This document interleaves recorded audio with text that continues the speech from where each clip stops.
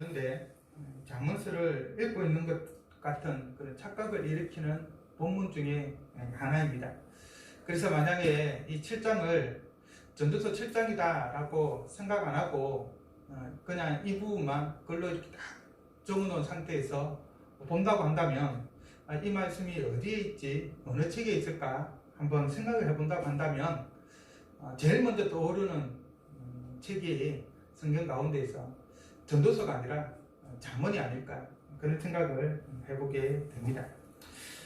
여하튼 전도자는 이 7장에서 여러 잠언들을 소개를 합니다. 그 잠언은 주로 무엇보다 무엇이 낫다라고 하는 표현을 사용을 하고 있는데요. 1절에서 14절까지에서 보면 총 19번을 사용을 하고 있습니다. 우선 전도자는 1절에 보면 좋은 이름이 좋은 기름보다 낫고 죽는 날이 출생하는 날보다 낫다라고 말합니다. 좋은 이름이라고 하는 것은 바로 그 사람이 살아온 인생 전체를 의미합니다. 그의 삶에 아주 좋은 삶을 살았다, 덕망 있고 유명한, 그리고 나라를 위해서든 또 주위 사람을 위해서든 좋은 일들을 행하였다, 그런 명성과 관련된 것이라고 보면 되겠습니다. 반면에 좋은 기름은 재물이나 재력 등 그 사람이 일생 동안 얻었던 물질적인 무언가를 이야기하는 것이라고 할 수 있겠죠. 그래서 이것을 좀 예를 들어서 설명해 본다고 한다면, 춘무공 이순신 장군은 우리에게서 좋은 이름으로 각인되어 있죠. 반면에 이완용은 명국노라고 하는 나쁜 이름으로 우리에게 각인되어 있습니다. 그래서 춘무공 이순신에게 주어져 있는 그 이름은 아주 좋은 것이고, 재물이나 기타 권력이나 이런 것들보다는 훨씬 나은 것이죠. 이것은 우리가 쉽게 받아들일 수 있는 진리입니다. 하지만 계속해서 전도자는 좀 우리가 이해하기 어려운, 일반적으로 그렇게 생각하지 않는 잠언을 이야기합니다. 바로 그것은 죽는 날이 출생하는 날보다 낫다는 말입니다. 우리는 일반적으로 출생하는 날을 좋은 날로 기억을 하죠. 그래서 생명이 탄생하면 모든 사람들이 함께 기뻐하고 축하를 합니다. 그리고 매년 생일이 돌아오면 그 생일을 축하합니다. 그래서 이날에는 잔치를 하고 웃음이 넘쳐나죠. 하지만 죽는 날은 슬픔과 애도와 눈물과 위로만이 있습니다.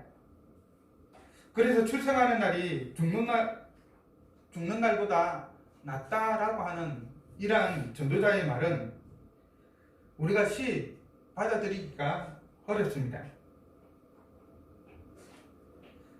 생명은 좋지만 죽음은 그렇지 않습니다. 그런데도 불구하고 전도자는 죽는 날이 출생하는 날보다 낫다라고 말하고 있습니다. 이러한 기조는 2절과 3절에서도 계속해서 이어집니다. 2절은 초상집에 가는 것이 잔치집에 가는 것보다 낫다라고 말하죠. 여러분들은 어떠합니까? 초상집에 가는 것을 좋아합니까? 잔치집, 결혼식이라든지 또는 기타 다른 어떤 잔치에 베푸는 그런 곳에 가는 것을 좋아합니까? 일반적으로 사람들은 초상집보다는 잔치집을 더 선호하죠. 그리고 3절은 계속해서 말합니다. 슬픔이 웃음보다 낫다라고 말하죠. 초상집은 슬픔이 있습니다. 잔치집은 웃음이 있죠. 그래서 이 역시 슬픔이 웃음보다 낫다라고 하는 이 말도 위에서 죽는 날이 출생하는 날보다 낫다라는 말과 의미상으로는 동일하다고 할 것입니다. 그리고 이러한 사항을 제자와 우매자에게 연결하여서 4절에서는 지혜자의 마음은 초상집에 있으되 우매한 자의 마음은 혼인집에 있느니라 라고 말합니다. 전도자는 계속해서 죽음이 생명보다 낫다, 죽는 날이 태어난 날보다 낫다, 슬픔이 웃음보다 낫다 라고 말하고 있기 때문에 그런 것을 찾아나가는 자들은 지혜롭고 반대의 경우에는 우매하다고 어리석다라고 말하고 있는 것이죠. 그러면 전도자가 이렇게 말하는 이유는 무엇일까요? 일반적으로 사람들은 살아가면서 죽음에 대해서 깊이 생각하지 않는 경향이 있습니다. 아주 특별한 경우를 제외하고는 죽음에 대해서는 생각을 하지 않습니다. 내가 살아있는 한 마치 무의식적으로 영원히 살 것이다 라고 하는 그런 생각들을 가지고 있죠. 그리고 가능하다면 죽음을 피하려고 합니다. 그런데 죽음을 피할 수 있는 사람은 아무도 없습니다. 아무리 죽음을 부정한다 하더라도 죽을 수밖에 없는 것이 우리이죠. 바로 생명을 가진 자의 숙명입니다.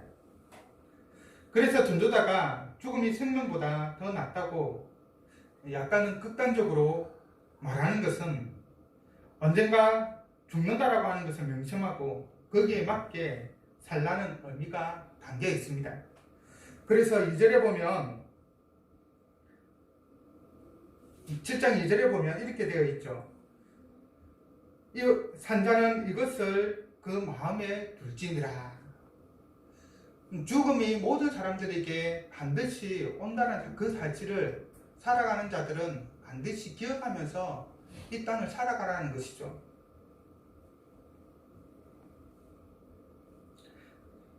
이 땅의 삶이 전부인 것처럼 더불어 자신이 영원히 살 것처럼 살지 말고 죽는다는 것을 그 마음에 명심한 가운데 이 땅 가운데서 어렵고 선한 삶, 뭔가 좋은 이름을 남기는 그러한 삶을 살라라고 말하는 것입니다.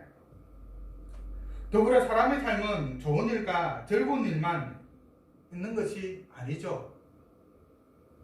죽음과 같은 나쁜 일과 또 슬픈 일도 우리에게 반드시 있습니다. 바로 그것을 명심해라는 것이죠.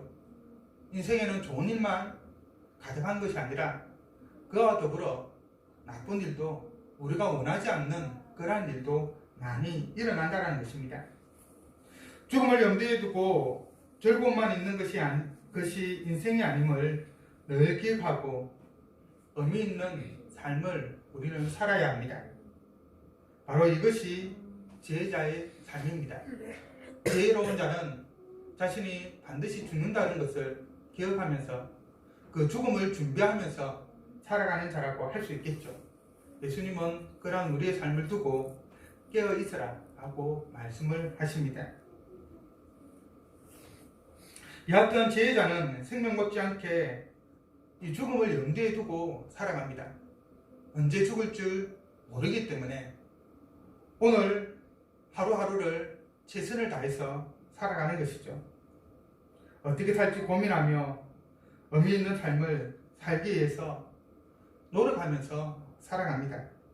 하지만 어리석은 자는 어떠합니까? 어리석은 자는 자신의 죽음을 생각하지 않고 인생을 좋은 일만 찾아다니면서 허비를 합니다. 오늘만 시간인가? 내일도 있지 않는가? 그렇게 생각하면서 인생을 살아가는 것이죠. 그렇기 때문에 하루하루를 주어진 시간을 허비하는 경우가 많이 있습니다. 우리는 반드시 죽는다는 그 사실을 항상 마음에 간직하고 있어야 됩니다. 그런데 이것을 잘 기억하지 못하죠. 자신도 모르게 사는 것에만 집중을 합니다. 우리가 죽는다라고 하는 이 사실을 항상 명심하면서 하루하루를 소중히 여기고 그런 가운데 지혜자의 그러한 삶을 살아가기를 바랍니다. 계속해서 전도자는 5절에서 지혜로운 사람의 책망을 듣는 것이 우매한 자들의 노래를 듣는 것보다 낫다라고 말합니다. 사람들은 일반적으로 책망 듣는 것을 좋아하지 않죠. 우리 아이들도 저희들이 집에서 책망을 하면 잘못한 것에 대해서 지적을 하면 한편으로는 속으로 또 잔소리를 하는구나, 또 얼굴에 인상이 쓰이고 기분이 나빠지고 그렇게 합니다. 아내가 저에게 이런저런 것을 지적할 때 저도 마찬가지입니다. 그것이 아무리 바른 소리를 할지라도 사람들은 일반적으로 자기의 잘못에 대해서 지적당하는 것을 좋아하지 않죠. 반면에 칭찬의 소리, 좋은 소리를 듣기를 원합니다. 그래서 칭찬은 고래도 춤추게 한다라고 하는 책까지도 나와 있죠. 그래서 교육상 가능하면 책망은 하지 말고 좋은 소리, 칭찬하는 소리를 하라라고 말합니다. 물론 거기서 관점에 따라서 조금 차이는 있을 수 있지만요. 그러나 여하튼 그것이 칭찬의 소리든 또는 책망의 소리든 누가 하느냐에 따라 그 의미는 많이 달라지죠. 우리는 우매자의 책망은 들을 필요가 없습니다. 우매자의 칭찬은 들을 필요가 없습니다. 그것은 아무 유익이 우리에게 없기 때문인 것이죠. 오히려 우리를 망치게 하는 말일 뿐입니다. 그래서 전도자는 이렇게 말합니다. 우매자들의 웃음소리는 솔 밑에서 가시나무가 타는 소리와 같다라고 말하고 있는 것이죠. 타닥타닥 하는 그런 소리, 참 의미 없는 소리죠. 그리고 그 가마솥에 가시나무 타는 그 소리는 금방 불도 사그라져 버립니다. 그래서 우리는 지혜로운 자의 책망과 칭찬을 귀 기울여 들어야만 합니다. 그렇다고 한다면 지혜로운 자는 누구일까요? 우리는 일반적으로 경험이 많은 자, 통찰력과 분석력이 있는 자, 인망과 덕망이 있는 자, 겸손한 자, 또 거기에 여러 가지 우리가 일반적으로 말하는 지혜와 지식이 충만한 자를 지혜로운 자라고 말합니다. 물론 그러하죠. 그래서 우리는 그런 사람들의 책망의 말을 귀 기울여 들어야 합니다. 그것이 우리의 인생에 유익을 제공하기 때문이고 우리의 삶을 더 발전시켜 주기 때문입니다. 예를 들어 학생이 선생의 가르침을 받고 선수가 코치의 지도를 받는 것과 같은 것이죠. 잘못된 부분에 대해서 선생이 지적하면 학생은 그것을 듣고 고쳐야 되죠. 선수는 코치가 지도하는 것에 따라 자신의 약점이 무엇인지 단점이 무엇인지 알아서 고쳐야 합니다. 그래야 발전이 있는 것이죠. 지혜자의 책망을 들어야지 바로 우리에게, 우리의 인생에 유익이 있는 것입니다. 그런데 이 세상에 있는 사람들은 완전한 지혜자라고 할 수가 없습니다.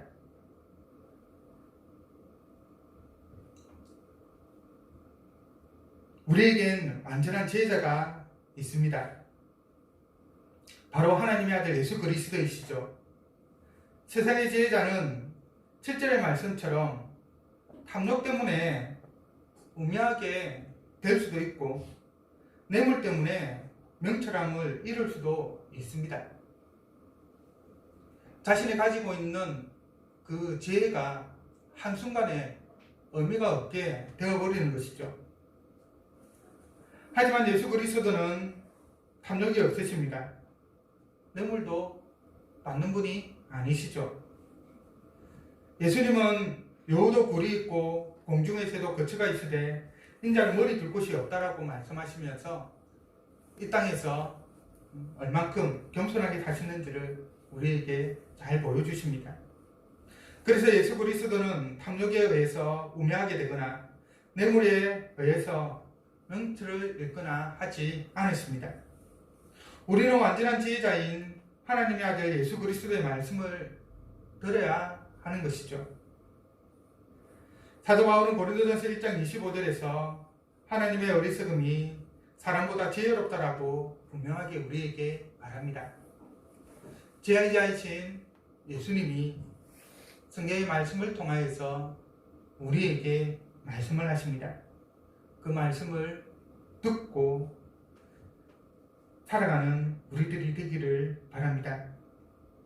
하나님의 아들 예수 그리스도의 말씀을 들을 때 아름다운 인격을 소유하게 되고, 그리고 그 말씀에 맞게 삶을 고치고 유익을 얻을 수 있게 됩니다.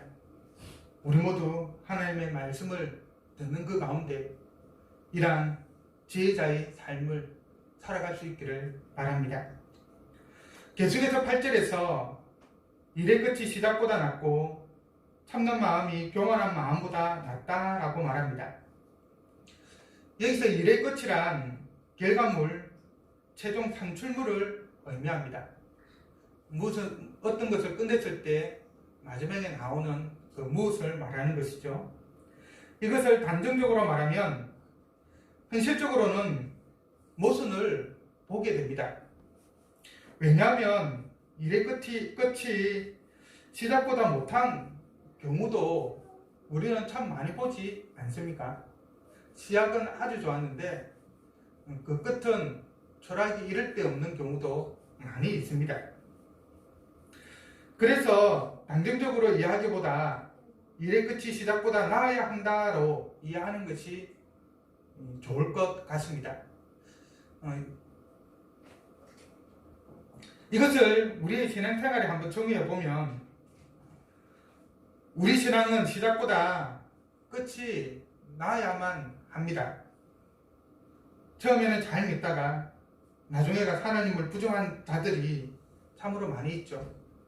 힘들고 어려운 일을 겪게 되었을 때, 즉 인생에는 좋은 일만 있는 것이 아니라 나쁜 일도 있기 마련인데, 즐거운 일, 좋은 일, 웃음 짓는 그런 일들만 생각하다가 뜻하지 않은 죽은 것 같은 그런 일을 당하게 되면은 하나님을 원망하거나 하나님을 불평하고 하나님은 없다고 하면서 하나님을 떠나는 경우가 많이 있는 것이죠. 그렇게 되어서는 안 된다는 것입니다. 처음에는 믿음이 부족하다 하더라도 마지막에는 최후의 순간에는 하나님을 전적으로 신뢰하는 굳은 믿음을 가져야 합니다. 하나님은 우리의 믿음과 관련하여서 과거를 보시는 것이 아니라 지금 현재 어떤 믿음, 곧 우리 인생의 끝에 우리가 어떤 믿음을 가지고 있는가를 보십니다. 일의 끝이 시작보다 나은 삶을 살길 바랍니다. 지금 우리의 믿음이 마지막 그 순간에 지금 현재보다 훨씬 발전된 모습을 보이기를 원합니다. 그래서 하나님 앞에 섰을 때 착하고 충성된 종이라 칭찬을 받기 바랍니다. 한편 일의 끝이 시작보다 좋지 못한 자들은 10절에서처럼 옛날이 오늘보다 나았다라고 말합니다. 이들은 현실에 대해 불평과 불만이 많은 자들이죠. 현실을 항상 만족해하지 못하고 과거의 영광만을 생각하는 자들이라고 할 수 있습니다. 지금에 만족하지 못하기 때문에 현실을 부정하며 과거의 향수에 젖어 과거에 매여 사는 자들이라고 할 수 있습니다. 존재자는 이런 자들을 향하여서 지혜가 없는 자들이라고 말합니다. 그래서 우매한 자들이 되고 어리석은 자가 되는 것이죠. 현재가 아닌 과거의 향수에 젖어 현재를 부정하고 미래를 보지 못하는 자는 어리석은 자입니다. 과거가 아무리 좋았다 하더라도 우리는 다시 그 과거로 돌아갈 수가 없습니다. 그리고 실제 또 비교를 해보면 현재가 더 좋은 경우도 부지기수입니다. 감정적으로 과거가 더 좋았다라고 그런 항수에 적는 것이죠. 여하튼 현재에 최선을 다하고 미래에 더 좋은 결과를 바라보면서 현재를 최선을 다해서 살아가는 지혜로운 자가 되기를 바랍니다. 계속해서 참는 마음은 인내하는 마음을 의미합니다. 인내하는 자는 결코 조급해하지 않습니다. 어떤 일이든 즉각적으로 대응하지 않습니다. 일의 끝을 볼 때까지 판단을 유보합니다. 어려움이 닥칠 때 인내하며 결과를 기다립니다. 또한 인내하는 자는 겸손한 자입니다. 그래서 겸손한 자는 평화를 사랑하고 다른 사람을 수용하며 화목하게 지내죠. 하지만 교만한 마음은 그 반대입니다. 교만한 자는 인내하지 못합니다. 교만한 자는 자기 생각과 다르거나 자기 뜻대로 되지 않으면 참지 못하고 쉽게 화를 냅니다. 그래서 교만한 자는 다툼을 일으킵니다. 트러블 메이커로서 자리 잡는 것이죠.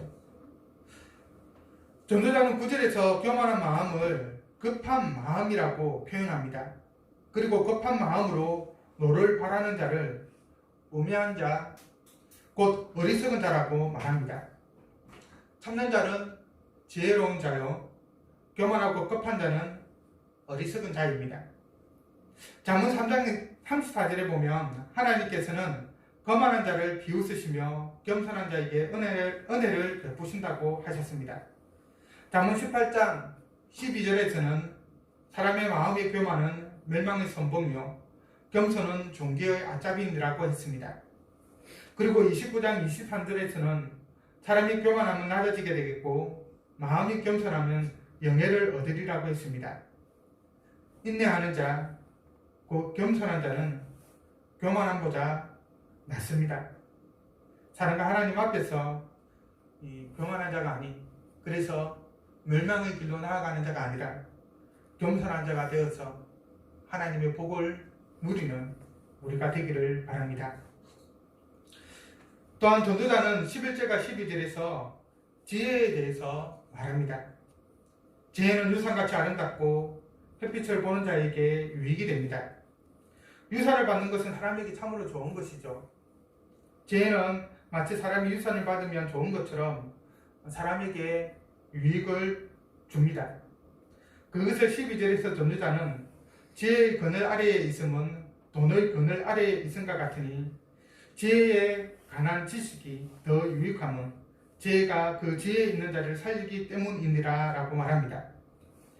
그늘 아래에 있다라고 하는 이 표현은 보호 아래에 있다라는 의미입니다.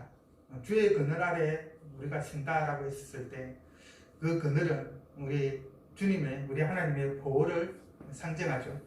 그래서 지혜의 그늘, 돈의 그늘은 지혜가 우리를 지켜주고 돈이 우리를 지켜준다, 그런 의미입니다. 지혜는 위기에 처한 사람을 구해주기도 하죠. 그 점에 있어서는 돈도 마찬가지입니다. 돈이 있으면 위기의 상황에 극복할 수 있는 여러 가지 길을 제공해주고, 또 돈이 있으면 또 마음이 또 든든해지기도 하죠. 지혜와 돈은 어려움에 처한 사람을 구하는데 매우 유용한 수단입니다. 하지만 둘 중 더 좋은 것은 지혜입니다. 여러분 가운데서 지혜와 돈 중 하나를 선택하라고 하면 무엇을 선택하겠습니까? 많은 사람들이 지혜가 좋다 하지만 현실에 있어서는 지혜보다 돈을 택하는 경우가 많이 있죠. 그렇게 되어서는 안 될 것입니다. 여하튼 돈보다 지혜가 더 좋은 것은 지혜가 지혜 있는 자를 살리기 때문입니다. 지혜와 돈은 육의 생명을 지켜주기도 합니다. 하지만 영적 생명을 살리는 것은 돈이 아니라 지혜이죠. 바로 하나님에 관한 지식과 지혜가 우리의 영혼을 살립니다. 예수님은 영생은 곧 유일하신 참 하나님과 그가 보내신 자 예수 그리스도를 아는 것이다 라고 요한복음 17장에서 기도하시죠. 삼일째 하나님에 관한 지식과 지혜가 우리에게 참 생명을 주고 영생을 줍니다. 하나님을 알아나갈 때 우리의 삶이 윤택해집니다. 따라서 하나님을 알기 위해서 노력하기를 바랍니다. 성경을 읽고 연구하고 설교에 귀를 기울이고 여러 근건 서적을 읽고 끊임없이 하나님을 묵상하기 바랍니다. 하나님을 알아나갈 때 하나님의 살리시는 그 능력을 경험하게 되고 하나님이 주시는 생명의 기쁨을 우리가 우리의 삶 가운데에서 누리게 될 것입니다. 이제 전도자는 하나님께서 행하시는 일을 보라. 하나님께서 굳게 하신 것을 누가 능히 곧게 하겠느냐라고 말합니다. 이는 하나님의 절대 주권을 말하는 것이죠. 하나님은 당신의 기쁘신 뜻을 따라 모든 일을 행하십니다.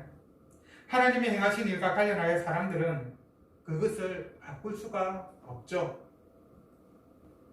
우리는 하나님이 행하신 일을 그것이 굽은 일이든 또는 곧은 일이든 가만히 수용할 수밖에 없습니다. 여기서 곧은 길이라고 하는 것은 아주 좋은 것들을 이야기합니다. 우리에게 있어서 즐거운 일, 윤택한 일, 전도자의 표현에 따르면 출생하는 일, 잔치, 웃음에 해당하는 것이라고 할 수 있겠죠.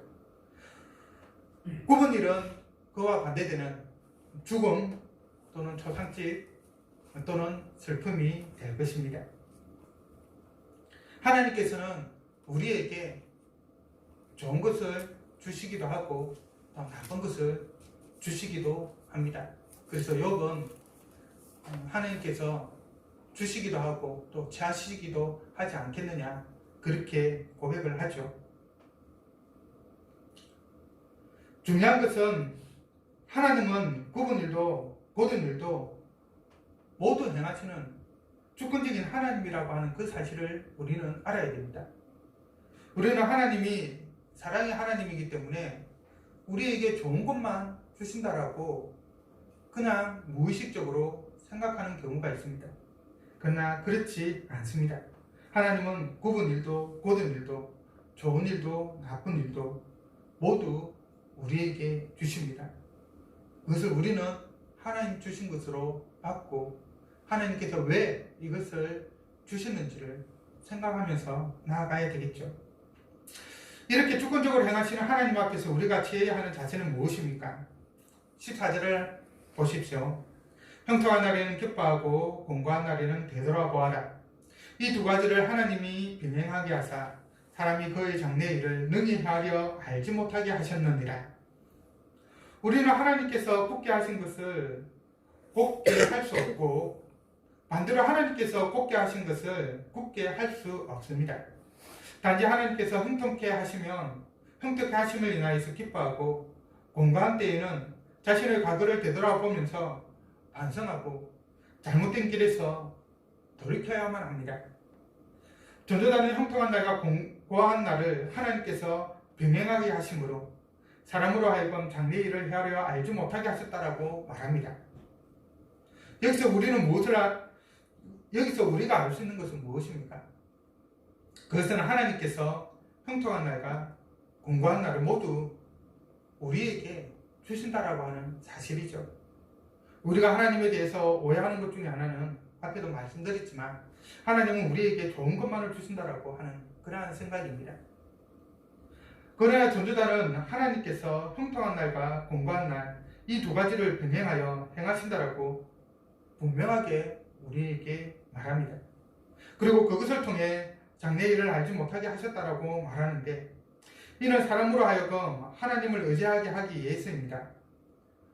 우리가 의지해야 될 것은 세상의 지혜도 이 세상의 돈도 이 세상의 권력도 다른 무엇도 아닙니다. 우리가 의지해야 할 것은 지혜를 통해서 알게 된 하나님이죠. 이 세상의 창조주가 되시고 또 우리의 구원자가 되신 바로 우리의 아버지 되신 우리 하나님이십니다. 우리는 그것을 요셉의 삶을 통해서 분명하게 알 수가 있습니다. 하나님께서는 요셉의 삶에 형통함과 공고함을 경하여 주셨습니다. 요셉은 아버지 야곱의 편애를 받으며 매우 형통한 삶을 살았죠. 하지만 형들의 시기로 애굽의 종으로 팔려가는 공고함을 경험하였습니다. 하지만 종이었지만 가정 종부까지 되는 그런 형통함을 누렸습니다. 종이라는 신분 외에 다른 어느 누구보다도 부러운 삶을 살았다고 말할 수 있을 것입니다.